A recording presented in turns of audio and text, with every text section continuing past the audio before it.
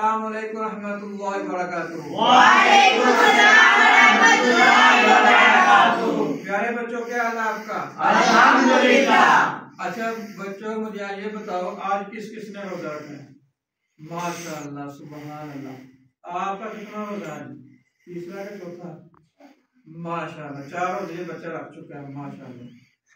आज हम पहले 3 कलमे पढ़ेंगे, ठीक है? अव्वल कलमा तय्यिब, तय्यिब मैंने पाक, ला इलाहा इल्लल्लाहु मुहम्मदुर रसूलुल्लाह। दोयम कलमा शहादत, शहादत मैंने गवाही देना,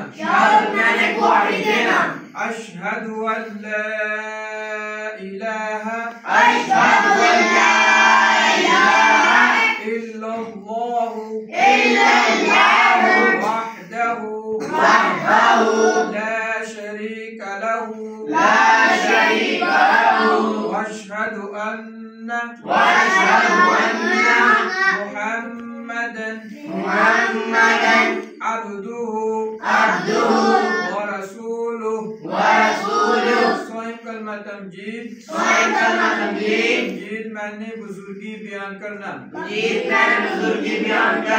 सुब्हानल्लाहि वल्हम्दुलिल्लाहि वला इलाहा इल्लल्लाहु वल्लाहु अकबर वला हौला वला कुव्वता इल्ला बिल्लाहि अलिय्यिल अज़ीम।